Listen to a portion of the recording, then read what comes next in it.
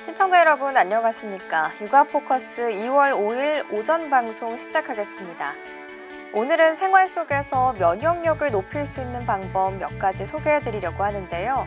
첫째, 위장에 부담이 되는 찬 음식은 가급적 먹지 않는 게 좋습니다. 차가운 음식에 있는 냉한 기운은 위나 장의 기능을 저하시킨다고 하는데요. 둘째, 따뜻한 물에 반신욕이나 족욕하기. 체온보다 조금 높은 따뜻한 물에 15분에서 20분 정도 반신욕이나 족욕을 하면 지방이나 혈액 속 노폐물 제거에 효과적이라고 합니다. 셋째, 배를 따뜻하게 하기. 넷째, 나만의 스트레스 해소법 찾기입니다. 오늘 소개해드린 방법 중에 대단히 새롭거나 특별한 내용은 없는데요. 일상생활 속에서 실천하기 쉬운 작은 습관부터 바꿔나가는 것이 면역력을 높이고 건강을 지키는 지름길입니다. 육아포커스 첫 번째 소식부터 시작하겠습니다. 이곳 기숙사는 기존의 이주 자가격리를 위해 쓰이던 곳인데요. 남는 방 40개실을 무증상 해외 입국자를 위한 시설로 만들었습니다. 현재 무증상 입국자는 별도 격리 조치 없이 귀가한 뒤 각자 검사를 받습니다. 길게는 3일. 이 기간 지역 확산 우려가 있는 만큼 이를 선제적으로 막겠다는 겁니다. 어떻게 하면 입국자들이 중간에서 빠져나가지 않고 가족이나 타인들을 접촉하지 않고 안전하게 PCR 검사를 할 수 있는가를 고민했습니다. 기존 입소자들과는 동선이 아예 분리됩니다. 퇴소자가 나오면 방 전체를 방역하고 환기까지 거쳐 3일 뒤에야 새로운 입소자를 받습니다. 10시, 그 다음에 4시, 저녁 8시 이렇게 해가지고 정기적으로 각 복도라든지 방역을 다 실시를 하고 있고요. 직원 간이라든지 입소자 간에 발생할 수 있는 감염병은 전혀 없이 철저하게 방역은 실시하고 있습니다. 코로나19 증상이 없는 입국자는 인천공항에서 픽업버스를 타고 오고 이후 검사와 입소까지 하루 만에 해결할 수 있습니다. 사전 예약은 고양시 민원 콜센터를 통해 가능합니다.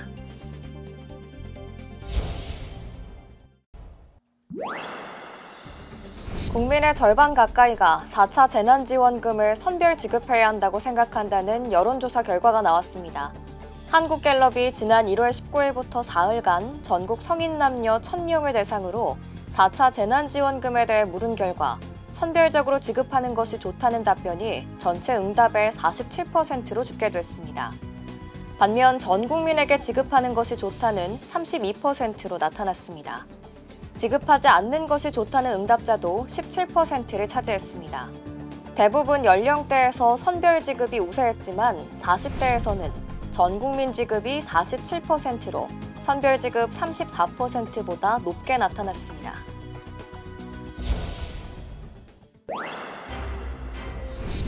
여성가족부는 돌봄 시간제 서비스를 이용하는 가정의 부담을 줄이기 위해 기존 연간 720시간에서 840시간까지로 지원을 확대하기로 했습니다. 또 서비스 요금의 정부 지원 비율을 영아 종일제 가형 이용 가정은 80%에서 85%로 시간제 나형은 55%에서 60%로 늘렸습니다. 특히 저소득 한부모 가정이나 장애부모 장애아동 가정은 서비스 요금을 최대 90%까지 지원받을 수 있습니다. 아울러 오는 3월부터 코로나로 휴교 등 돌봄 공백이 생긴 가정은 기존 정부 지원 시간 한도와 별도로 작년처럼 추가 돌봄 서비스에 대해 요금 지원을 받아 이용할 수 있습니다. 정부가 올해 하반기부터 이른바 학교 돌봄터를 신설하기로 발표했죠. 기존 초등 돌봄교실과 역할은 같지만 지자체가 운영에 책임을 지는 구조인데요. 돌봄 전담사들은 반발하고 있습니다. 교육부는 내년까지 모두 1,500개, 이른바 학교 돌봄터를 만들겠다고 발표했습니다. 학교 돌봄터 사업을 통해 2022년까지 향후 2년간 돌봄 인원을 3만 명 더 확대할 계획입니다. 공공성을 보장하면서 진행해 나갈 것입니다. 학교 돌봄터는 기존 초등 돌봄교실과 달리 학교는 교실만 제공하고 지자체가 운영과 관리를 도맡는 형태입니다. 초등 돌봄교실과 같은 운영 시간을 기본으로 하되 정규 수업 전이나 방과 후 저녁 돌봄으로 2시간 연장도 가능합니다. 지자체는 교육청, 학교와 협의해 기존 돌봄교실을 학교 돌봄터로 전환하거나 새로 설치하는 문제를 자율적으로 결정할 수 있습니다. 당연히 학교 입장에선 업무를 줄일 수 있다는 측면에서 학교 돌봄터를 선택할 가능성이 높습니다. 돌봄 전담사들이 소속된 전국학교 비정규직 노조는 결국 학교 돌봄터가 기존 교실을 잠식해 고용 형태가 바뀌는 등 고용 불안이 커질 것이라며 반발하고 있습니다.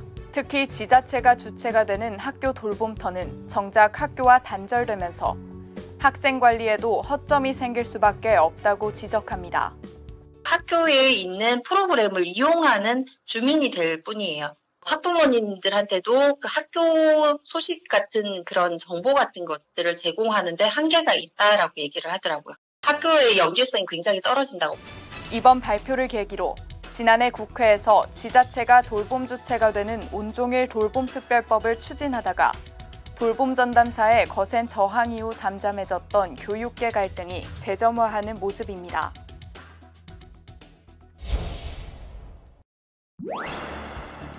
정인이 입양 절차를 담당했던 홀트 아동복지회는 지난해 상태 확인을 위해 가정 방문을 요청했지만 양모는 거부했고 강제할 권한은 없었습니다. 앞으로 아동학대 현장에는 경찰과 전담 공무원이 동행해 조사를 벌입니다. 현장 조사를 거부한 보호자에게는 최대 1,000만 원의 과태료를 물리고 출동한 경찰과 공무원은 신고 현장 외 장소도 조사할 수 있게 됩니다. 여기에 3월부터는 1년 내 2회 이상 신고가 들어온 아동 중 학대가 의심되는 경우 바로 보호자로부터 분리해 보호하게 됩니다.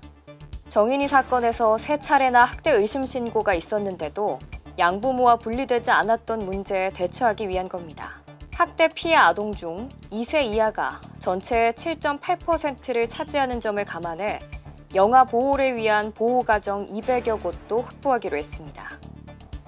아동학대 전담 공무원의 전문성을 높이기 위해 직무교육 시간을 2배인 160시간으로 늘리고 전담 공무원을 전문직위로 지정하는 방안도 검토합니다. 또 입양을 할 때는 입양기관 외부 인사가 포함된 결연위원회가 적합부모를 결정하도록 하고 입양 전 위탁을 제도화합니다. 관행적으로 이루어지던 입양 전 위탁을 법제화하여 아동, 예비 양부모 간 초기 상호 적응을 보다 면밀히 모니터링하고 새로운 가족관계 형성을 위한 준비 과정을 제공하겠습니다.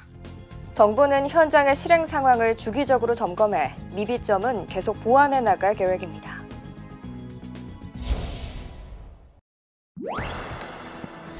정부가 아동학대 사건이 발생했을 때 피해 아동을 적극적으로 보호하기 위해 공공후견인제 도입을 검토하고 있습니다. 고드경 보건복지부 인구정책실장은 온라인 기자간담회에서 아동학대 행위자의 친권 제한 문제와 관련해 공공후견인 제도를 활발하게 하자는 대안이 법무부와 협의돼 있다고 밝혔습니다. 고 실장은 아동이 학대 행위를 당하면 시군구청장이 보호 조치를 할 수 있고 이 과정에서 친권과 부딪히는 문제를 해소하기 위해 제도 도입을 구체화하는 단계라고 설명했습니다. 지난해 3월 일명 민식이법 개정 이후 어린이 교통안전에 대한 사회적 관심이 높아졌지만 시설물 관리 실태는 아직도 허술한 것으로 나타났습니다. 경기도가 어린이 보호구역 내 시설물 관리 실태를 감사한 결과 74%가 개선이 시급한 것으로 조사됐습니다. 경기도 시흥의 한 초등학교 앞 도로입니다. 10cm 이상 높이로 차도 전체에 설치해야 할 과속 방지턱은 무늬뿐이고 횡단보도에 그려진 도색은 군데군데 훼손돼 엉망입니다. 시속 30km 이하 주행에 어린이 보호구역이란 표시 역시 알아보기 힘들 정도로 지워졌습니다. 많이 났어요. 여기가 언덕이 이렇게 내려가고 차들이 막 달리는 거 표시판이 별로 없었어요. 학교 주변 도로는 주정차 금지 구역이지만 불법 주차 차량으로 가득합니다. 학생들의 안전을 위해 설치해 놓은 안전 펜스는 오래전 훼손됐지만 방치되고 있습니다. 경기도가 어린이 교통사고가 자주 발생하는 12개 시군 내 초등학교 345곳을 대상으로 특별 감사를 벌인 결과 전체의 74%가 시설 개선이 필요한 것으로 나타났습니다. 감사를 통해 모두 790건을 적발했는데 교통안전표지 부적합이 전체의 40%로 가장 많았고 노면 표시 부적합과 불법 주정차 등 순으로 조사됐습니다. 보호구역 내 안전 표지판, 노면 표시 등 어린이 보호구역 시설물은 어린이들의 안전과 직결된다는 점을 깊이 인식하고 주의 깊게 관리해야 될 것으로 생각합니다. 경기도는 감사 결과를 토대로 내년 3월 개학 전까지 부실 시설을 개선하도록 해당 시군에 통보했습니다.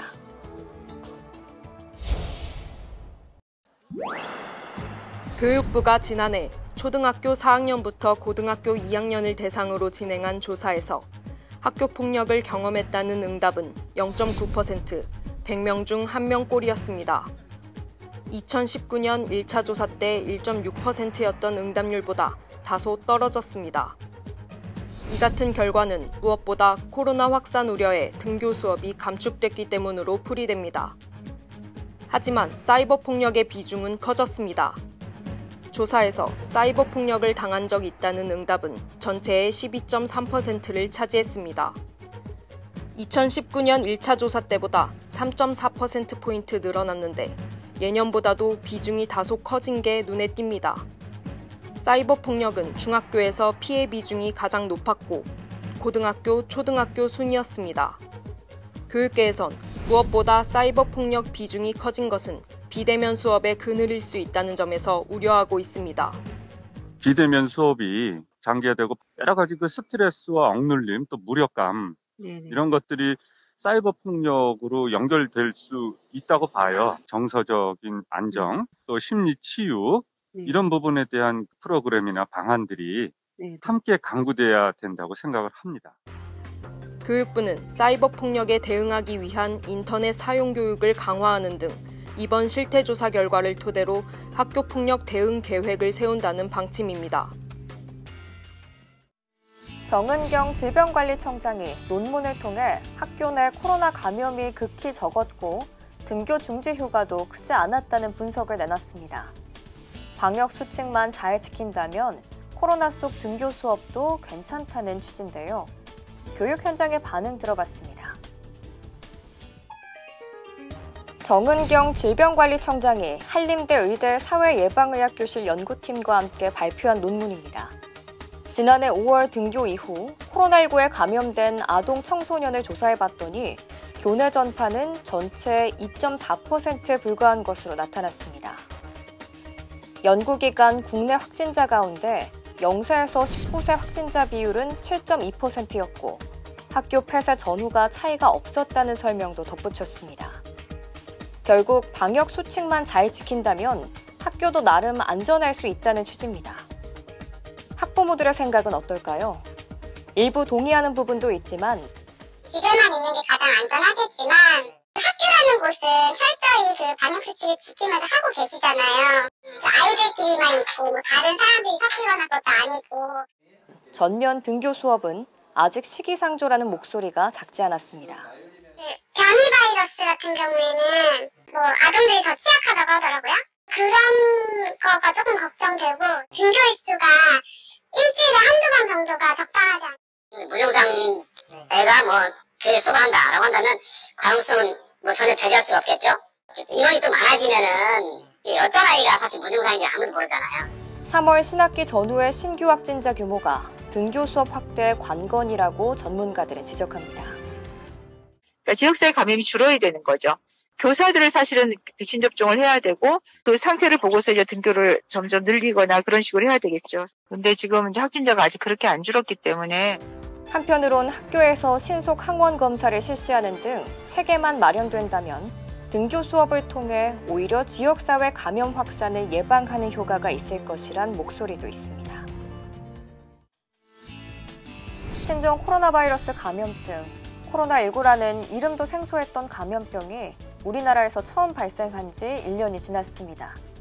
겪어보지 못했던 바이러스발 위기에 지난 1년은 경제는 물론 우리 삶의 모든 면이 송두리째 흔들린 시간이었습니다.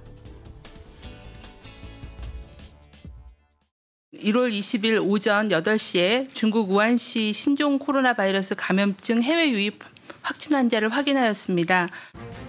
1년 전만 해도 코로나라는 세 글자가 이 정도까지 우리 삶에 큰 영향을 미치리라곤 감히 예상하기 힘들었습니다. 높은 전염력에 예측 불허의 변이까지 일으키는 이 바이러스는 전 국민이 마스크가 일상인 생활을 했음에도 지난 1년간 7만 3천 명을 감염시켰습니다. 인구 10만 명당 136.45명으로 OECD 회원국 중에 뉴질랜드와 호주에 이어 세 번째로 적었지만 희생은 작지 않았습니다. 1,200명이 넘는 사람이 이 병으로 목숨을 잃었습니다. 가까운 이들과 밥 한 끼 하기도, 시장 상인과 흥정하면서 장을 보기도 어렵게 만든 감염병의 창궐은 경제를 뿌리부터 흔들었습니다. 대면 소비 생활의 위축은 관련 종사자의 일자리부터 앗아가 지난해 취업자 수는 22만 명 가까이 급감했습니다. 외환위기 이후 가장 큰 감소입니다.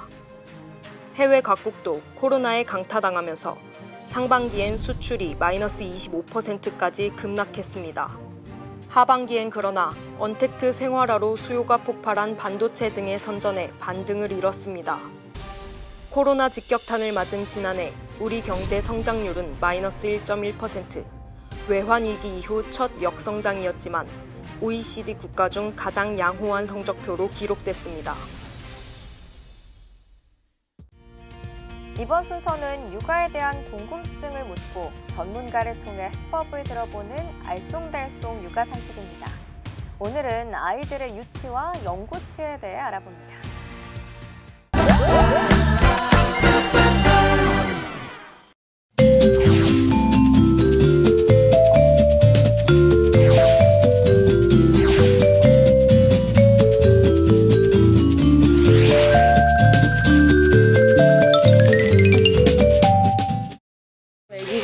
위아래 치아가 8개가 났어요. 근데 그 아랫니가 조금 삐뚤게 났는데 그게 나중에 유치가 빠지고 영구치가 났을 때까지 그 치열이 계속 가는지 그게 좀 고민이 되는데 지금부터 관리를 해줘야지 되는 건가요? 유치 밑에는 그 치아에 씨앗이라고 할 수 있는 영구치의 씨앗이 있기 때문에 그 유치가 잘못 이렇게 빠지는 데 문제가 있거나 아니면 배열에 문제가 있으면 영구치의 치열에도 영향을 미칠 수는 있습니다. 저희 아이가 다른 아이들에 비해서 유치가 거의 한 10개월 정도 좀 더 늦게 났었는데 그래도 괜찮은지 좀 걱정이 되거든요. 괜찮나요? 부모님들이 유치 나는 시기에 대해서 걱정을 사실은 많이 합니다. 그래서 보통 유치가 나는 시기는 6 내지 보통 한 8개월 요 사이에 유치가 납니다. 근데 요 시기에 유치가 안 난다고 그래서 비정상은 아니고요. 그때 보통 난다라고 하는 의미지 보통 12개월까지는 안 날 수가 있습니다. 그래서 13개월이 되도록 아이가 유치가 안 나면 이제 골격계 이상이라든지 아니면 그 뼈가 자라는 데 어떤 이상 혹은 영양 문제, 호르몬 문제 이런 여러 가지가 관여할 수 있기 때문에 그때는 치과와 소아청소년과를 방문하는 것이 좋습니다.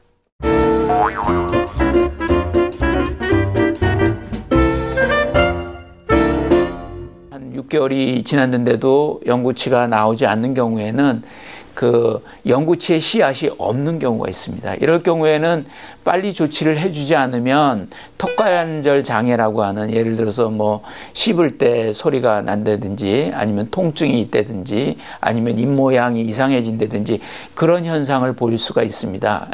따라서 아이들이 그 유치가 빠졌음에도 불구하고 영구치가 나지 않는 것이 지속된다 그러면 1년 안에 그 파노라마 그 치아 방사선 그 촬영이 있거든요. 그것을 찍어 가지고 그 영구치 씨앗이 있는지 확인할 필요가 있습니다.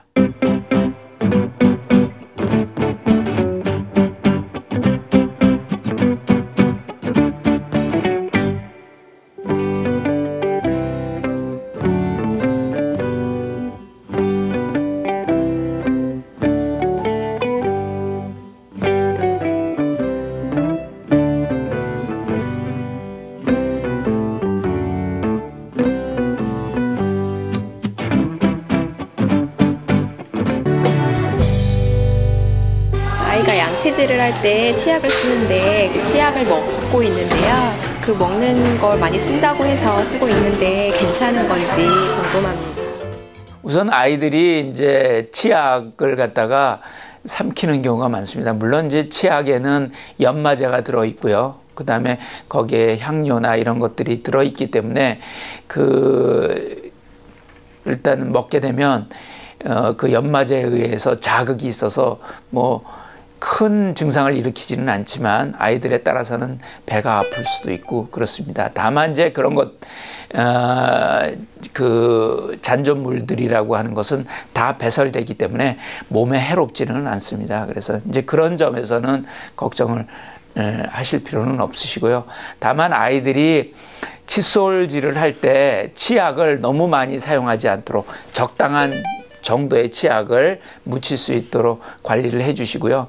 또 칫솔질을 할 때 치약을 먹지 않게 하는 방법 중에 하나는 한꺼번에 많은 양의 치약을 갖다가 한쪽 예를 들어서 뭐 혀나 한쪽으로 집어넣으시기보다는 여러 군데 이렇게 묻히셔가지고 하시면 삼키더라도 한꺼번에 삼키는 일은 없게 되니까 그런 식으로 해가지고 관리를 해주시면 됩니다.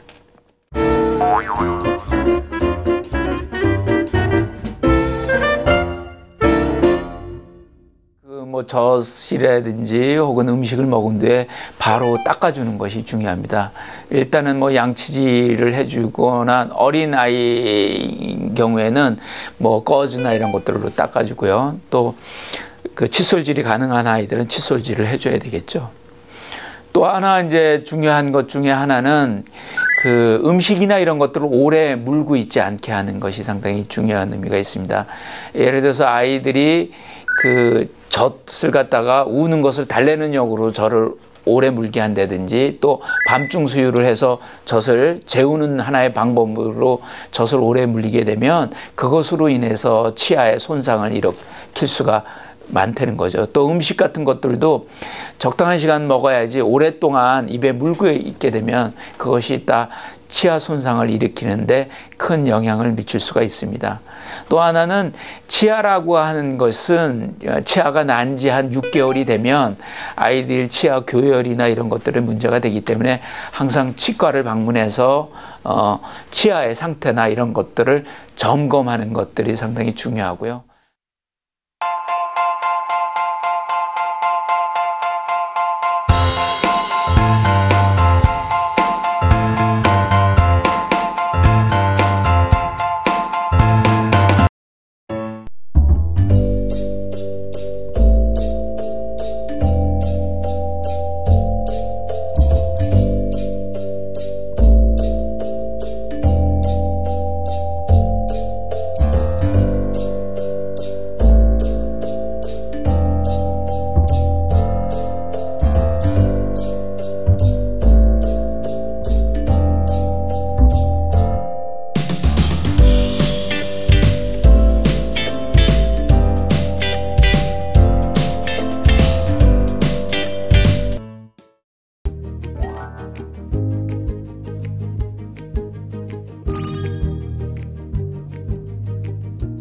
여성가족부에서 발표한 2020년 경력단절 여성 현황을 말씀드리겠습니다. 2014년부터 기혼 여성 수와 비율은 모두 지속적인 감소 추세에 있습니다. 기혼 여성 수와 여성 인구 대비 기혼 여성의 비율은 2014년 973만 3천 명으로 전체의 64.8%였으나 해마다 감소하여 2020년에는 857만 8천 명으로 전체의 60.8%를 차지했습니다. 전국 경력단절 여성 수는 2016년 1920만 4천 명이었던 것이 2020년엔 1500만 6천 명으로 역시 감소 추세에 있습니다. 기혼 여성 중 비취업 여성 비중은 2014년부터 2019년까지 계속 감소하고 있고 취업자 비중은 증가하는 추세에 있습니다만 2020년에는 코로나19의 영향으로 비취업 여성 규모와 그 비중 모두 전년 대비 크게 증가한 것으로 나타났습니다.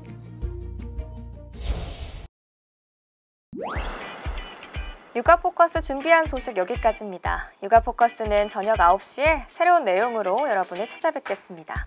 즐겁고 활기찬 오후 보내시기 바랍니다. 고맙습니다.